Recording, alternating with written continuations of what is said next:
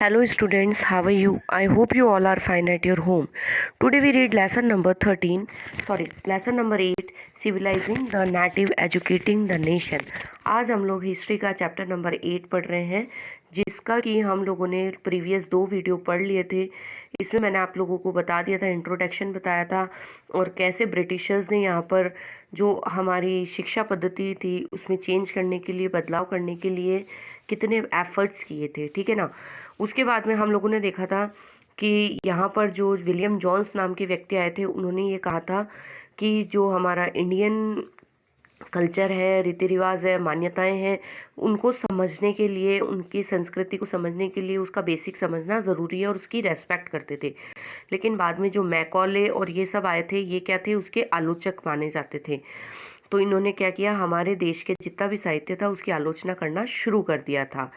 तो आज हम लोग यहाँ पर पढ़ रहे हैं। फिर उसके बाद मैंने आपको बताया था व्यवसाय के लिए शिक्षा जो थी कि मतलब क्या था वो, इकोनॉमिक्स, हाँ, एजुकेशन फॉर कॉमर्स के लिए था। अब आज हम लोग इस वीडियो में पढ़ेंगे कि what happen to the local schools, कि यहाँ के जो लोकल स्कूल्स थे हमारे भारत के, उनका क्या हुआ, कि जो आलोचक थे, जो मैकॉले पद्धति थी, उसके थ्रू हमारे देश की जो पाठशालाएं थी, जो स्कूल्स थे, उनका लास्ट में क्या हुआ। तो यहाँ पर है कि आप लोगों को अंदाज़ा है कि अंग्रेज़ों ने पहले से ही हाँ, मतलब यहाँ पर हम लोग देख सकते हैं कि जब अंग्रेजी शिक्षा नहीं आई थी, जब ब्रिटिशर्स नहीं आए थे, तो उससे पहले भी चिल्ड्रंस जो थे, क्या वो पढ़ते थे ब्रिटिश टाइम से पहले भी। Have you ever wonder whether they went to the school, क्या वे बच्चे स्कूल जाया करते थे। And if there were schools, क्या पहले भी स्कूल्स होते थे, और अगर होते थे तो ब्रिटिश शासन में उनका क्या हुआ, है ना भाई। क्वेश्चन तो यही निकल कर आता है कि ब्रिटिशर्स के आने के बाद उनका हुआ क्या स्कूल्स का। तो बिल्कुल, अब हम लोग इसको एक बार डिस्क्राइबली पढ़ लेते हैं कि the report of William Adam की रिपोर्ट के अनुसार क्या था कि 1830s के जो विलियम एडल्ट नाम के स्कॉटलैंड के एक ईसाई धर्म के प्रचारक थे, उनको ये काम सौंपा था ब्रिटिश गवर्नमेंट ने कि आपको जो बंगाल और बिहार में जो संस्कृत के और वो जो चल रहे थे 2 स्कूल्स, उनमें किस तरीके की शिक्षा दी जा रही है, इसके बारे में आप पता लगाइए। तो उन्होंने क्या किया कि वहाँ पर जाकर पूरे दोनों जिलों का बहुत अच्छे तरीके से घूम घूम कर वहाँ के लोगों के बारे में देखा, और उन्होंने एक दिलचस्प रिपोर्ट तैयार करी। और उन्होंने देखा कि यहाँ पर जो है पढ़ाई करवाई जो जाती है, उसमें क्या होता है कि लगभग 1 लाख से ज़्यादा बहुत छोटे छोटे क्या है, स्कूल्स के केंद्र है, मतलब स्कूल्स खोले हुए हैं। और एक एक स्कूल्स में कितने कितने बच्चे हैं, लगभग 20 स्टूडेंट्स हर स्कूल्स में है। लेकिन जो total number of children being taught in this pathshalas were considerable, over 20 lakh. तो एक स्कूल में भी अगर 20 बच्चे हैं तो 1 लाख स्कूल्स हो गए। 1 लाख स्कूल्स का मतलब हो गया कि 20 लाख स्टूडेंट्स, तो लगभग 20 लाख बच्चे जो है ऐसी छोटी छोटी स्कूल्स में, पाठशालाओं में जाकर शिक्षा ग्रहण कर रहे हैं। और उसके बाद में उन्होंने ये भी देखा कि ये पाठशालाएं जो है, ये कौन चला रहा है, ये इंस्टीट्यूशन कौन चला रहा है।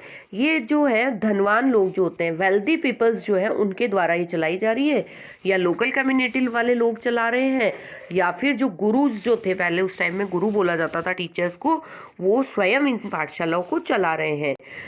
तो उन्होंने ये भी देखा कि जो सिस्टम है एजुकेशन का, ये बहुत फ्लैक्सिबल है। अब फ्लैक्सिबली जो सिस्टम था एजुकेशन का, इसको हम लोग नीचे देखेंगे अभी आगे।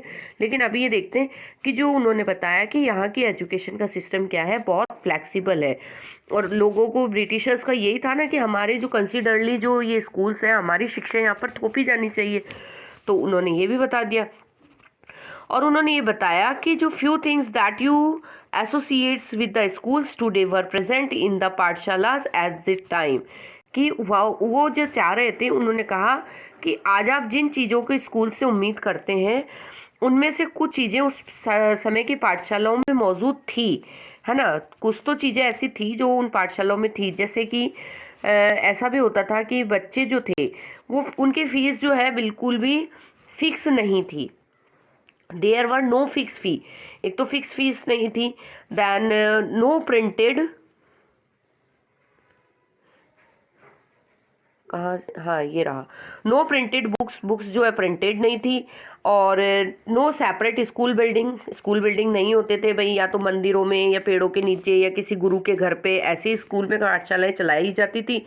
और जो क्लासेस थी वो सेपरेट नहीं थी, एग्ज़ाम्स नहीं होते थे, एनुअल एग्ज़ाम नहीं होते थे, टाइम टेबल्स नहीं थे। Some places classes were held under banyan tree, पेड़ों के नीचे स्कूल चल रही थी कहीं पे। कहीं other places in the corner of a village shop a temple, मतलब कहीं शॉप के बाहर या टेम्पल के किनारे पर, या फिर गुरु के होम में ही स्कूल्स चलाए जा रहे थे। फीस डिपेंड थी लोगों की इनकम पर, पेरेंट्स की इनकम पर डिपेंड होती थी। मतलब अगर पुअर पेरेंट्स हैं तो उनको कैसी फीस देनी है, बिल्कुल कम फीस देनी है। अगर रिचेस्ट है या ज़्यादा अच्छे हैं तो उनको ज़्यादा फीस पे करनी है, मतलब अकॉर्डिंग टू स्टैंडर्ड उनको फीस देनी होती थी। टीचिंग वॉज ओरल, टीचिंग कैसी होती थी, बिल्कुल मौखिक शिक्षा दी जाती थी बच्चों को। और डिसाइड जो थे वो गुरु डिसाइड करते थे कि इनको क्या पढ़ाया जाना है।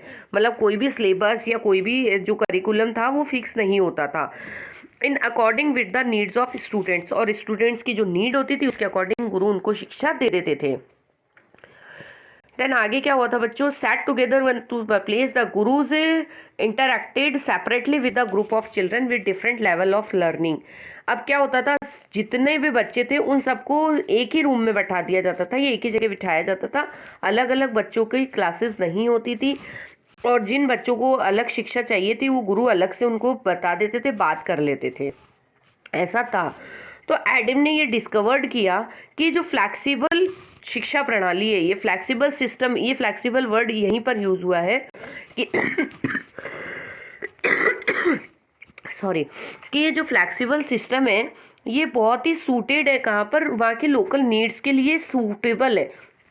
और यहाँ पर क्या था कि जैसे एग्जाम्पल कि यहाँ पर जब हार्वेस्ट सीजन होता था तो हार्वेस्ट सीजन में बच्चे क्या करते थे, वे क्लासेस नहीं चलती थी तो टीचर्स जो थे वो बच्चों को नहीं बुलाते थे। उस समय बच्चे क्या वर्क करते थे, अपने फील्ड्स में खेतों में काम कर लेते थे। और पाठशालाएं वापस कब शुरू होती थी, जब क्रॉप्स जो है कंप्लीट हो जाती थी, काट ली जाती थी या पूरी फसल तैयार हो जाती थी, उसके बाद वापस क्या चला देते थे, पाठशालाएं स्टार्ट हो जाती थी। This mean that even children of present families could study. तो बच्चे क्या करते थे, इसका मतलब ये था कि बच्चे जो थे वो जो है साधारण पढ़ाई कर सकते थे और वो अपने अकॉर्डिंग काम भी कर लेते थे। तो अब क्या हुआ था, इन सब सिस्टम को देखते हुए बाद में देखिए नए लोगों के नए नियम निकले। नए लोगों के मतलब कि ब्रिटिशर्स ने कुछ नए नियम निकाले। उन्होंने बताया कि न्यू रूटीन और न्यू रूल्स बनाए। उन्होंने ये कहा कि जो 19th सेंचुरी के बीच में कंपनी ने ये ध्यान दिया कि जो हायर एजुकेशन है, कंपनी वॉज कंसंट्रेटेड पर primarily with the higher education. उन्होंने कहा कि इस शिक्षा को हमें उच्च शिक्षा पर पढ़ाना चाहिए। बच्चों को इस तरीके से अगर हम पढ़ाएंगे तो उनमें कोई ज्ञान नहीं आएगा। तो it was allowed to the local pathshalas to function without much influences. उन्होंने क्या किया कि स्थानीय जो पाठशालाएं थी उनके कामकाज में ज़्यादा दखल नहीं दिया, और उन्होंने 1854 के बाद में क्या किया, देशी शिक्षा में सुधार लाने का फैसला कर लिया। और ईस्ट इंडिया कंपनी या ब्रिटिशर्स ये मानते थे कि इसके लिए जो मौजूदा व्यवस्था है उसमें भी बदलाव करें तो ज़्यादा अच्छा रहेगा।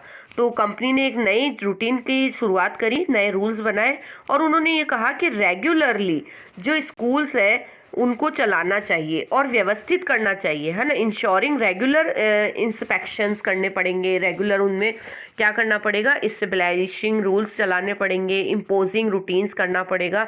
तो ये ब्रिटिशर्स ने अपने एफर्ट्स करने चाहे। इसके लिए उन्होंने क्या किया, उन्होंने कहा कि इसके लिए उन्होंने सबसे पहले तो कंपनी ने बहुत सारे पंडितों को हायर किया, अपॉइंट किया, और उसमें ये कहा कि 4 या 5 स्कूल की देखरेख करने के लिए एक एक पंडित जो है उनको अपॉइंट कर दिया। और उन पाठशालाओं में क्या करना था, उनको वहाँ का दौरा करना था, मतलब इंस्पेक्शन करना था, और वहाँ की जो इतनी भी एजुकेशन सिस्टम था उसमें इम्प्रूवमेंट करना था।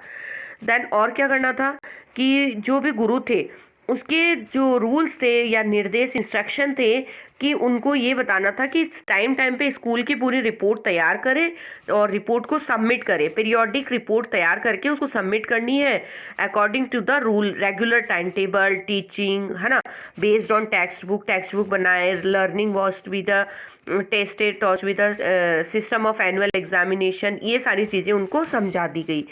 और ये कहा गया कि इसके लिए आपको अनुशासन में रहना होगा। अनुशासित स्कूल मतलब new rules of the discipline, है ना। फिक्स सीट्स कर दी गई, अटेंडेंस जो थी सबसे पहले मेन जो थी रेगुलर अटेंडेंस स्टूडेंट्स की इम्पॉर्टेंट कर दी गई थी। अब ये सब नए बदलाव जो आए ना, नए नियम, इनसे क्या हुआ, सरकारी जो स्कूल थी, जो गवर्नमेंट स्कूल थी, उनको गवर्नमेंट ग्रांट्स मिलने लगे, मतलब उनको पैसा मिलने लगा। कहाँ से? ईस्ट इंडिया कंपनी, ब्रिटिशर्स से। And those who were the unwilling to the work with in the new system received no government support. उन्होंने कहा कि अगर कोई ऐसा ये हमारे जो रूल्स या न्यू रूटीन को और रूल्स को फॉलो नहीं करते हैं तो उन्हें गवर्नमेंट का कोई सपोर्ट नहीं मिलेगा। And over time gurus were wanted to the retain their independence front of the difficult to complain compete with the government aided and regulated पाठशालाज।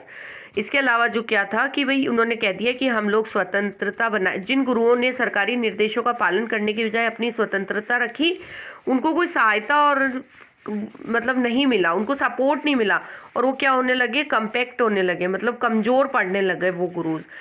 तो new rules of the routines and the another conclusions the earlier system children from poor parents families had been. अब इस शिक्षा प्रणाली का क्या प्रभाव पड़ा इन नियमों का और रूटीन लाइफ का, कि इससे क्या हुआ, जो पुअर बच्चे थे वो क्या हुआ, वो स्कूल जाने से वंचित हो गए, क्योंकि उनकी पाठशालाओं का जो टाइम टेबल था वो काफ़ी क्या हो गया, फ्लैक्सिबल हो गया था। पहले फ्लैक्सिबल था, अब क्या हो गया, उसको रेगुलर अटेंडेंस और डिसिप्लिन वाली चीज़ कर दी थी। तो अब बच्चे जो हार्वेस्टिंग सीजन होता था क्रॉप्स का, तो फील्ड में जाते तो स्कूल नहीं जाने पाते थे, और गरीब थे तो कुछ लोग फीस अफोर्ड नहीं कर पाते थे, तो बच्चा पढ़ना लिखना ही नहीं चाहता था।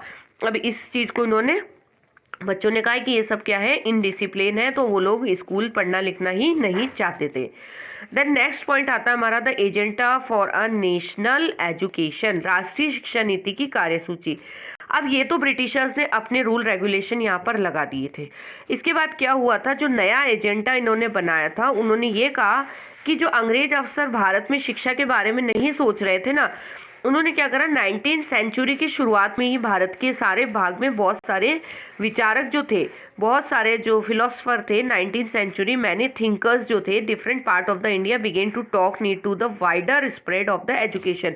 शिक्षा के बारे में घूम घूम कर उन्होंने इसका प्रसार करने की ज़रूरत पर जोर देने लगे। और यूरोप में आ रहे जो चेंजेस थे उनसे प्रभावित कुछ भारतीयों का ये मानना था कि जो हमारी यूरोपियन शिक्षा जो है, यूरोपियन एजुकेशन जो है, वो भारत को आधुनिकरण कर सकती है, मतलब भारत को क्या करा देगी, वेस्टर्न एजुकेशन या मॉडर्नाइज करेगी।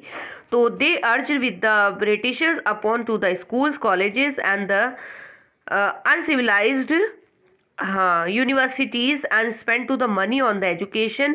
Will read about some of these efforts in the chapter number 9. तो इसके लिए क्या करा कि जो आधुनिकरण करना चाहा, उसके लिए अंग्रेजों ने आह्वान किया कि नए स्कूल, यूनिवर्सिटी तथा ज़्यादा पैसा लगाकर यहाँ पर अच्छे अच्छे इंस्टीट्यूशंस खोलेंगे। इसके बारे में हम लोग 9 चैप्टर में पढ़ेंगे। लेकिन बहुत सारे जो भारतीय थे उन्होंने यूरोपियन जो एजुकेशन थी उसके विरुद्ध भी थे, उसके अपोजिशन में थे। तो महात्मा गांधी और रविंद्रनाथ टैगोर इसी तरह के लोगों में से एक थे। तो देखते हैं आगे उनका कहना क्या था। ये लोग हम लोग नेक्स्ट वीडियो में पढ़ेंगे इसको।